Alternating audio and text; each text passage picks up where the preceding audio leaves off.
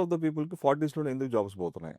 ఒకటి. అంటే ఇట్లాంటి కేసెస్ చాలా చూసాను నేను. అంటే జాబ్స్ పోయి వేరే ఆప్షన్స్ ఏం లేక క్యాబ్స్ నడిపేవాళ్ళు చాలా మంది ఉన్నారు.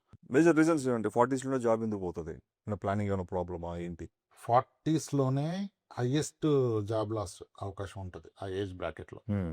రీజన్ ఏంటంటే 40స్ are the peak of the career. Yeah! మనకి ఎలా ఉంటదంటే జాబులు పోతున్నాయని మాట్లాడితే చాలా కన్విన్సింగ్ ఉంటది. హ్మ్.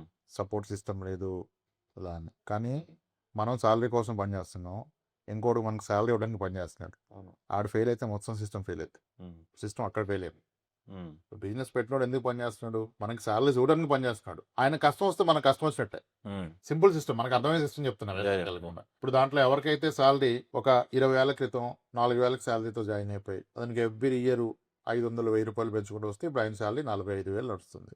ఆయన ఇది నమ్ముకొని చేస్తున్నాడు గత 25 ఏళ్ళు. ఇప్పుడు ఆయన వయసు 48 ఏళ్ళు వచ్చింది. కానీ ఇప్పుడు ఆయనకి 45,000 ఇవ్వాలంటే వీళ్ళ వల్ల అవ్వట్లేదు. హ్మ్. కానీ అదే వరకు కొత్తగా తీసుకున్నాడు 15,000, 16,000 చేస్తున్నాడు. వాళ్ళకి పెయిన్‌ఫుల్లే. కానీ వాళ్ళ పెయిన్ ఎవరు చూడరు. 20,000 చేస్తే మమ్మల్ని తీసేసారంటారు. అదే.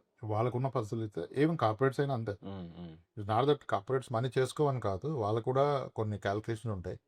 ఈ ప్రాజెక్ట్ కాస్ట్ ఇంతైతే ఇంత రెవెన్యూ జనరేట్ చేయాలని. యాహ్! అప్పుడు మనకంటే తక్కువ కాస్ట్‌లో ఇంకోటి వచ్చినప్పుడు మనం తీసేయడం సహజం. హ్మ్. మీరు ఇటువైపు ఆలోచిస్తే మీకు అది తప్పనిపిస్తది. మీరు అటువైపు కూర్చుంటే తప్పనిపించదు. అలా లేకపోతే బిజినెస్ క్లోజ్ అయిపోద్దిగా.